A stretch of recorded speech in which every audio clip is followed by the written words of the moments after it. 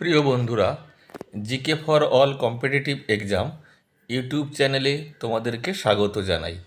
আজকের ক্লাসে আমরা আলোচনা করব ভারতের সংবিধানের উৎস সম্পর্কে। ভারতের সংবিধানের কোন বিষয়টা কোথা থেকে নেওয়া হয়েছে, এই সমস্ত বিষয় নিয়েই আমাদের আজকের ক্লাস।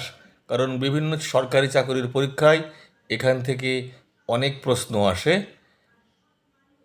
তাই আজ আমরা এই বিষয়টিকেই বেছে নিয়েছি। তাই দেরি না করে শুরু করছি আজকের ক্লাস। আজকের প্রথম প্রশ্ন, ভারতের সংবিধানে উল্লেখিত পার্লামেন্টের ধারণা কোন দেশের সংবিধান থেকে নেওয়া হয়েছে? এই প্রশ্নের সঠিক উত্তর হবে ব্রিটেন। ভারতের সংবিধানে উল্লেখিত পার্লামেন্টের ধারণা ব্রিটেনের সংবিধান থেকে নেওয়া হয়েছে। ব্রিটেনের মতো ভারতের সংবিধানও দ্বিকক্ষ বিশিষ্ট। আমরা পরের প্রশ্নে চলে যাচ্ছি। পরের প্রশ্ন, ভারতের সংবিধানে উল্লিখিত মৌলিক কর্তব্যগুলি কোন দেশের সংবিধান থেকে নেওয়া হয়েছে? এই প্রশ্নের সঠিক উত্তর হবে রাশিয়া। ভারতের সংবিধানে মৌলিক কর্তব্যগুলি রাশিয়ার সংবিধান থেকে নেওয়া হয়েছে। বর্তমানে ভারতের সংবিধানে 11টি মৌলিক কর্তব্য আছে। আমরা পরের প্রশ্নে চলে যাচ্ছি, দেখা যাক পরের প্রশ্ন কি আছে। পরের প্রশ্ন, ভারতের সংবিধানে উল্লিখিত সংবিধান সংশোধন পদ্ধতি কোন দেশের সংবিধান থেকে নেওয়া হয়েছে? এই প্রশ্নের সঠিক উত্তর হবে দক্ষিণ আফ্রিকা। দক্ষিণ আফ্রিকার সংবিধান থেকে ভারতের সংবিধানের সংশোধন পদ্ধতিটা নেওয়া হয়েছে। তাহলে সংবিধান সংশোধন পদ্ধতি নেওয়া হয়েছে, উত্তর লিখবে দক্ষিণ আফ্রিকা থেকে। আমরা পরের প্রশ্নে চলে যাচ্ছি, দেখা যাক পরের প্রশ্ন কি আছে। পরের প্রশ্ন, ভারতের সংবিধানে উল্লেখিত ভারতের রাষ্ট্রপতি নির্বাচন পদ্ধতি কোন দেশ থেকে নেওয়া হয়েছে? এই প্রশ্নের সঠিক উত্তর হবে আয়ারল্যান্ড। ভারতের সংবিধানে উল্লিখিত রাষ্ট্রপতি নির্বাচন পদ্ধতি আয়ারল্যান্ডের সংবিধান থেকে নেওয়া হয়েছে। আমরা পরের প্রশ্নে চলে যাব, দেখা যাক পরের প্রশ্ন কি আছে। পরের প্রশ্ন, ভারতের সংবিধানে উল্লিখিত যুক্তরাষ্ট্রীয় শাসন ব্যবস্থা এটা কোন দেশের সংবিধান থেকে নেওয়া হয়েছে? এই প্রশ্নের সঠিক উত্তর হবে কানাডা। কানাডার সংবিধান থেকে ভারতের সংবিধানে উল্লেখিত ভারতের যে যুক্তরাষ্ট্রীয় শাসন ব্যবস্থা সেটা নেওয়া হয়েছে কানাডার সংবিধান থেকে। আমরা পরের প্রশ্নে চলে যাব, দেখা যাক পরের প্রশ্ন কি আছে।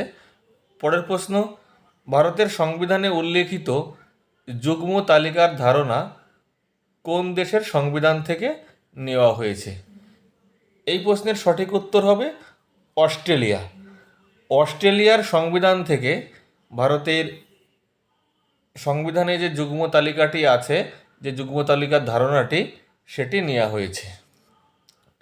আমরা পরের প্রশ্নে চলে যাব, দেখা যাক পরের প্রশ্ন কি আছে।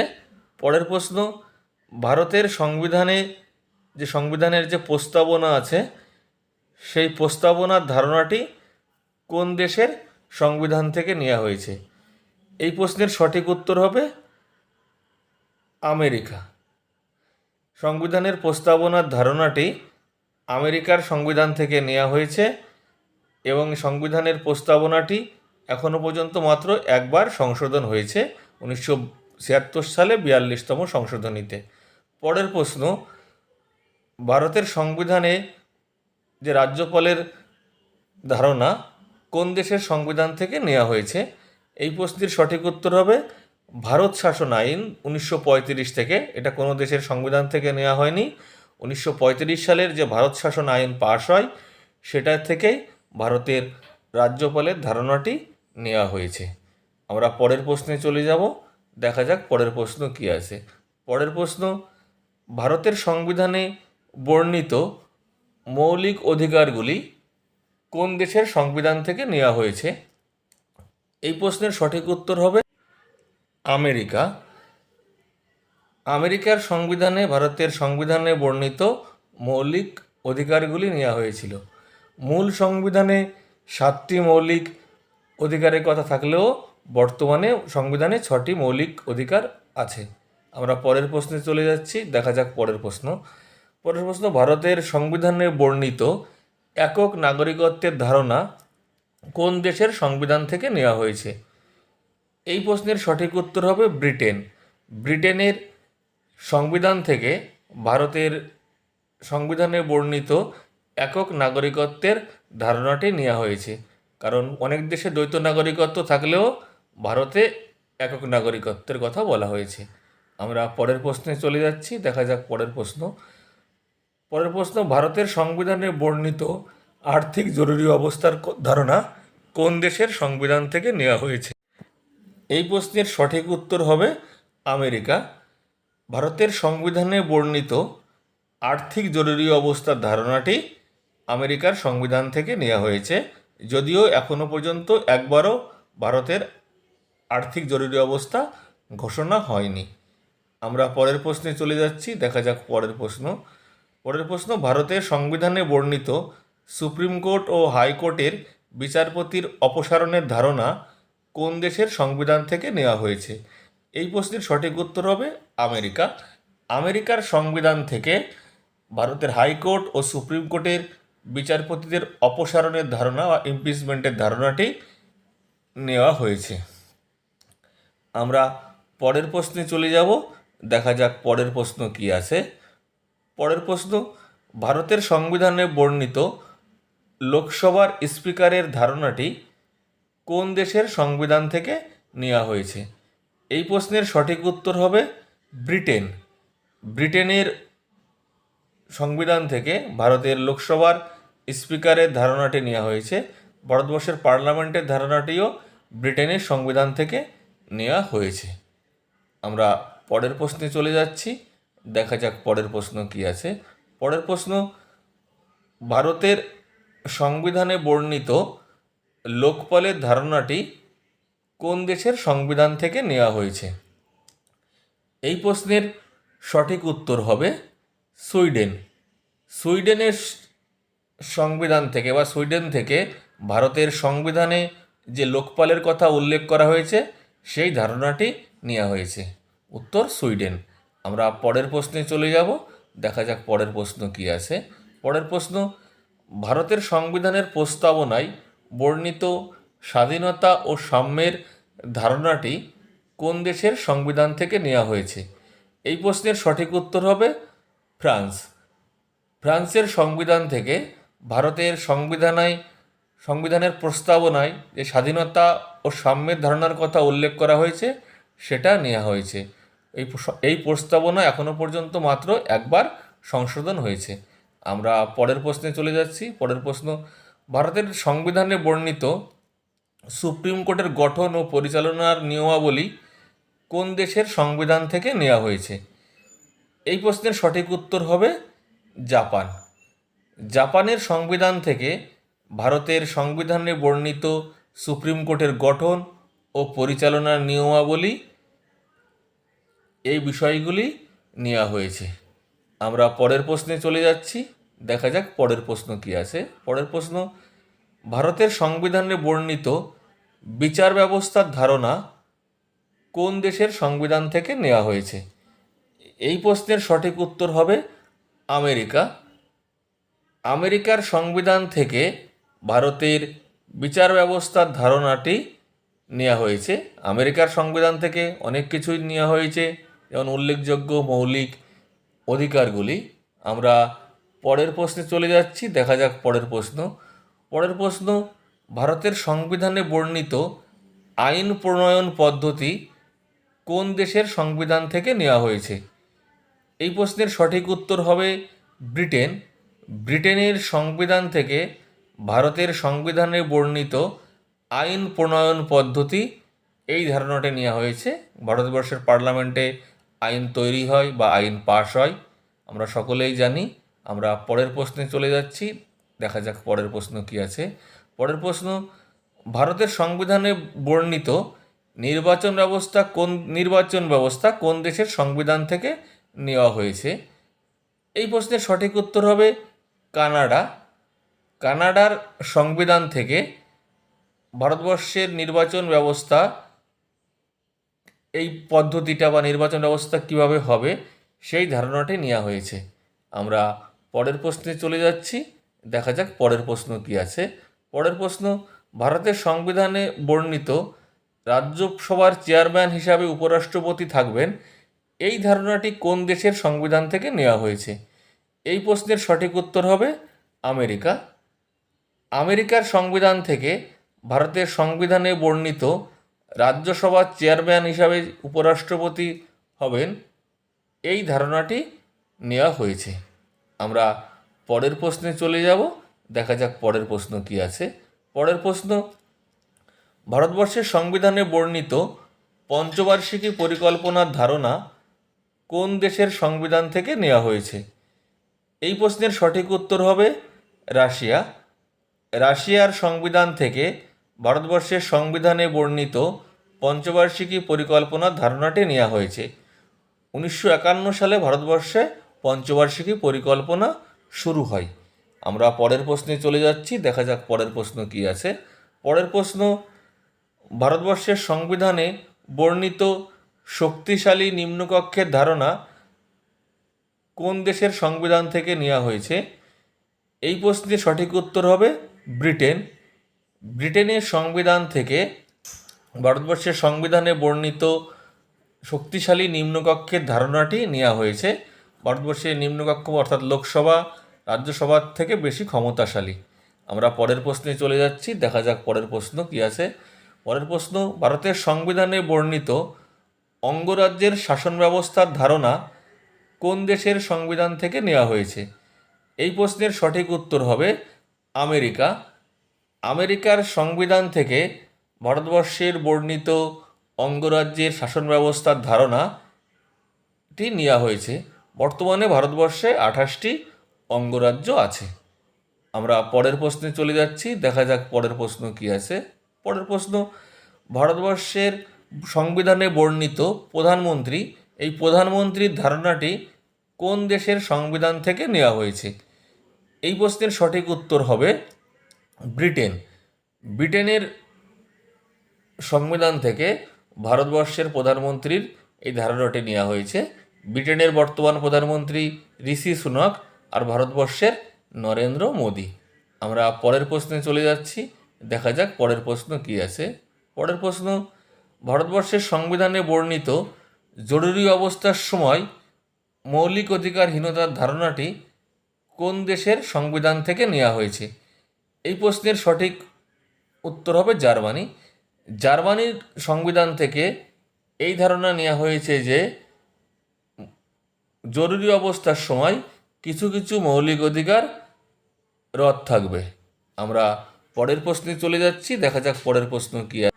পরের প্রশ্ন, ভারতের সংবিধানে বর্ণিত দ্বিকক্ষ বিশিষ্ট আইনসভার ধারণা কোন দেশের সংবিধান থেকে নেওয়া হয়েছে? এই প্রশ্নের সঠিক উত্তর হবে ব্রিটেন। ব্রিটেনের সংবিধান থেকে ভারতবর্ষের আইনসভার দ্বিকক্ষ বিশিষ্ট এই ধারণাটি নেওয়া হয়েছে। ব্রিটেনেরও দুটি কক্ষ, লর্ডস সভা, কমন সভা, আর ভারতবর্ষে সেটা লোকসভা এবং রাজ্যসভা। আমরা পরের প্রশ্নে চলে যাচ্ছি, দেখা যাক পরের প্রশ্ন কি আছে। পরের প্রশ্ন, ভারতবর্ষের সংবিধানে বর্ণিত বিচার বিভাগ পুনর্বিবেচনার ধারণা কোন দেশের সংবিধান থেকে নেওয়া হয়েছে? এই প্রশ্নের সঠিক উত্তর হবে আমেরিকা। আমেরিকার সংবিধান থেকে ভারতবর্ষের সংবিধানে বর্ণিত বিচার বিভাগীয় পুনর্বিবেচনার ধারণাটি নেওয়া হয়েছে। আমরা পরের প্রশ্নে চলে যাব, দেখা যাক পরের প্রশ্ন কি আছে। পরের প্রশ্ন, ভারতবর্ষের সংবিধানে বর্ণিত রাষ্ট্রপতি কর্তৃক রাজ্যসভায় মনোনীত সদস্যের ধারণা কোন দেশের সংবিধান থেকে নেওয়া হয়েছে? এই প্রশ্নের সঠিক উত্তর হবে আয়ারল্যান্ড। আয়ারল্যান্ডের সংবিধান থেকে ভারতবর্ষে যে রাজ্যসভায় রাষ্ট্রপতি সদস্য মনোনীত করেন সেই ধারণাটি নেওয়া হয়েছে আয়ারল্যান্ডের সংবিধান থেকে। আমরা পরের প্রশ্নে চলে যাচ্ছি, দেখা যাক আছে। পরের প্রশ্ন, ভারতবর্ষের সংবিধানে বর্ণিত রাষ্ট্রপতির ধারণা কোন দেশের সংবিধান থেকে নেওয়া হয়েছে? এই প্রশ্নের সঠিক উত্তর হবে ব্রিটেন। ভারতবর্ষের সংবিধানে বর্ণিত রাষ্ট্রপতির ধারণাটি ব্রিটেনের সংবিধান থেকে নেওয়া হয়েছে। ব্রিটেনের রাজা বা রানী তেমন ভারতবর্ষের রাষ্ট্রপতি। আমরা পরের প্রশ্নে চলে যাচ্ছি, দেখা যাক পরের প্রশ্ন কি আছে। পরের প্রশ্ন, ভারতের সংবিধানে বর্ণিত যুক্তরাষ্ট্রীয় কাঠামোর ধারণাটি কোন দেশের সংবিধান থেকে নেওয়া হয়েছে? এই প্রশ্নের সঠিক উত্তর হবে ভারত শাসন আইন 1935। 1935 সালে যে ভারত শাসন আইন চালু হয়, সেই ভারত শাসন আইন থেকেই ভারতের সংবিধানে বর্ণিত যুক্তরাষ্ট্রীয় কাঠামোর ধারণাটি নেওয়া হয়েছে। আমরা পরের প্রশ্নে চলে যাচ্ছি, দেখা যাক পরের প্রশ্ন কি আছে। পরের প্রশ্ন, ভারতের সংবিধানে বর্ণিত প্রজাতন্ত্রের ধারণাটি কোন দেশের সংবিধান থেকে নেওয়া হয়েছে? এই প্রশ্নের সঠিক উত্তর হবে ফ্রান্স। ফ্রান্সের সংবিধান থেকে ভারতের সংবিধানে যে প্রজাতন্ত্রের কথাটি উল্লেখ আছে, সেই ধারণাটি নেওয়া হয়েছে। আমরা পরের প্রশ্নে চলে যাব, দেখা যাক পরের প্রশ্ন কি আছে। পরের প্রশ্ন, ভারতের সংবিধানে বর্ণিত যুক্তরাষ্ট্রীয় বিচার ব্যবস্থার ধারণা কোন দেশের সংবিধান থেকে নেওয়া হয়েছে?